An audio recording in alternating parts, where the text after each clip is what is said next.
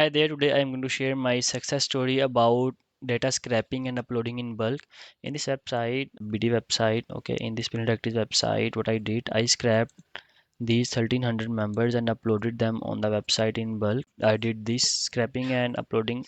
So if I show you what I scrapped for these members, I scrapped their name, their photo, their business name, their specialty, what they are doing, their hours of operations, their Google rating, reviews, contact information, okay, their about information. We can also get their emails from their website. If we visit their website, we can find easily the email from either from their contact us page or from the footer of their website. Somewhere they display the email, and that's how we can also get the emails from this website. By the way, I designed this website as well, and I did the on page SEO for this website as well. So these tasks I did.